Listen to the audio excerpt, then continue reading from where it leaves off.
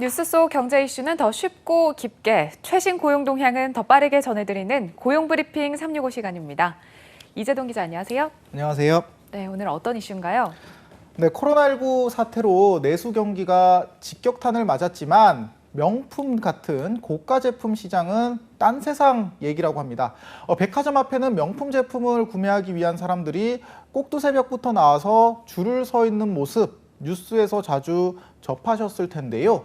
일찍 일어나는 사람이 명품을 차지하는 오픈런 행렬입니다. 전 세계 명품 매출액이 꺾인 상황 속에서도 우리나라 한국만큼은 유독 명품 매출이 급증하고 있다고 하는데요. 이번 이슈픽에서 짚어보겠습니다. 네, 다른 나라는 그럼 명품 소비가 줄어든 상황인가요? 네, 그렇다고 합니다. 코로나19 때문에요. 전 세계 명품 매출이 한 20% 가까이 감소를 한 상황인데도 지난해 국내 명품 매출은 역대 최고치를 찍었던 전년과 비슷한 수준이라고 합니다. 한 14조 원 이렇게 찍었다고 하는데요. 전 세계 7위 규모입니다. 시장 규모 1위인 미국을 비롯해서 일본과 프랑스, 영국에서 명품 브랜드 매출이 하락을 했지만 우리나라는 오히려 독일을 제치고 한 계단 상승을 하면서 7위에 올라선 건데요. 앵커님 혹시 요즘에 에루샤라는 말 들어보셨나요? 에루샤요? 네, 에루샤. 줄임말인가요? 네, 이게 3대 명품이라고 불리는 에르메스, 루이비통, 샤넬 이렇게 3대 해외 명품 브랜드를 말하는 거라고 합니다. 네. 지난해 모두 2조 4천억 원을 벌어들였습니다. 국내 유명 IT 업체인 넷마블 또 NC소프트와 맞먹는 수준이고 커피 시장 1위 스타벅스보다도 많습니다. 정말 말 그대로 엄청나게 팔린 거죠. 네, 유통계에서는 흔히 명품 시장, 코로나19 영향을 전혀 받지 않는 무풍지대다 이렇게 말하는데 그럴 만한 것 같네요.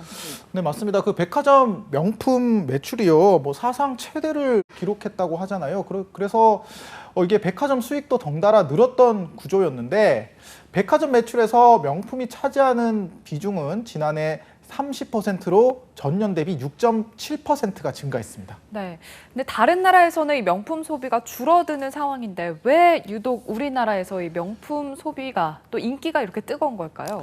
네, 일단 크게 세 가지 정도로 요약을 할 수가 있겠는데요. 일단 첫째로는 보복 소비입니다. 코로나 장기화로 해외 여행길도 막히고 또 소비도 억눌리니까 이른바 보복 소비. 이 차원에서 명품 구매를 택했다는 분석인데요. 그리고 또 하나가요. 그 부의 과실을 위해서 가격이 올라도 수요가 오히려 줄지 않는 이런 효과인데요. 오히려 비쌀수록 더 잘 팔리는 상황인 건데 갖기 어려울수록 더 갖고 싶어지고 한정판이라고 하면 오래 기다려서라도 갖고 싶은 게 이게 사람 심리죠. 그리고 마지막으로 또 하나는 최근에 MZ세대로 불리는 2030 세대가 주요 소비층으로 떠오르면서 소비층이 확대된 게 주요했다. 이런 분석도 나오고 있습니다. 네, 이렇게 2030 세대가 명품 시장의 큰 손으로 떠오르다 보니까 백화점도 그리고 또 명품 업계도 취향 맞추기에 나서고 있는 상황이죠.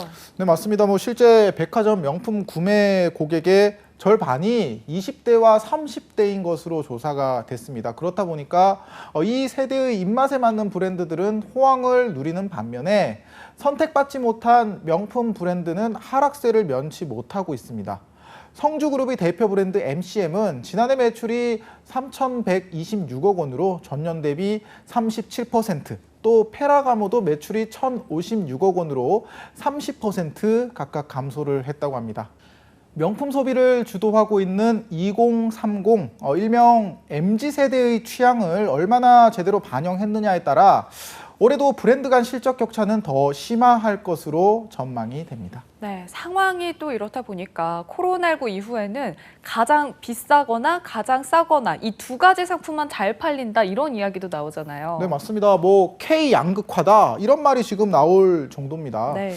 코로나19 이후 부동산이나 또 주식 시장은 호황으로 이게 양극화가 더 심해졌는데요. 한쪽에서는 이렇게 명품 시장이 호황을 누리지만 당장 한쪽에서는 코로나가 길어지면서 먹고 사는 게 힘들어서 조금이라도 더 아끼고 또 소비를 줄이려는 사람들이 많아졌습니다. 소비 양극화 역시 이렇게 극단적으로 심해진 건데 유통업계는 최저가 경쟁이 치열하다고 합니다. 이렇다 보니 초저가와 초고가만 잘 팔리는 현상이 고착화되지는 않을까 이런 우려의 목소리도 나옵니다. 네, 그런데 이런 명품의 인기 때문인지 유난히 아시아권에서 명품 가격이 더 비싸다 이런 얘기가 나오고 있는데 실제로는 어떤가요? 근데 뭐 예전에 사실 집값 같은 경우에 오늘이 제일 싸다 뭐 이런 말이 있었는데 지금 명품이 오늘이 제일 싸다 뭐 이런 말까지 나오고 있다고 합니다. 네. 같은 제품의 국내 가격이 뭐 프랑스보다 20%나 비싸다는 얘기가 나오기도 하죠. 실제로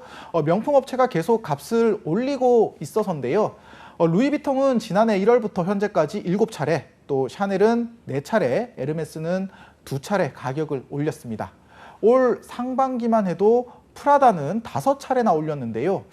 기존엔 주로 1년에 한두 번 5에서 20% 내외로 가격을 올리던 명품 업체들이 1년에 4-5차례 기습적으로 가격을 올린 겁니다. 네, 전반적으로 인상 횟수가 많이 늘어난 느낌인데 그래도 살 사람은 산다, 우리는 뭐 잘 팔린다 이런 자신감 때문인가요? 네, 뭐 명품 갑질 아니냐 뭐 이런 얘기까지 나올 정도인데요. 네. 물론 명품 브랜드는 가격 인상에 대해서 본사의 글로벌 가격 정책 변화, 또 환율 변동, 원자재 값, 이런 인건비 상승이나 뭐 이런 이유들을 대고 있습니다. 하지만 이런 기준이 1년에 몇 번씩 가격을 조정할 만큼 변동폭이 크지는 않은 거죠. 그렇다 보니까 최근 인상폭이나 빈도를 보면 지나치다 이런 지적도 나옵니다. 네, 결국에는 이 코로나19 특수 속의 명품업계만 이익을 두둑하게 챙기는 셈이 된 거네요.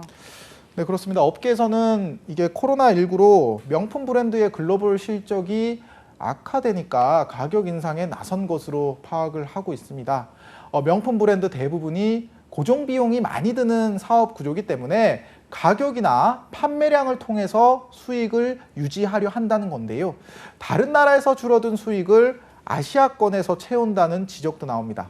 상대적으로 아시아권에서 명품 소비는 가격 상승에 영향을 받지 않고 계속 늘고 있어서입니다. 네, 이렇다 보니까 명품업체 위상도 정말 만만치 않게 높아지고 있죠. 네, 루이비통을 비롯한 명품 브랜드를 소유한 루이비통 모해 NSC 그룹의 베르나르 아르노 회장이 세계 최고 부자에 등극을 했습니다.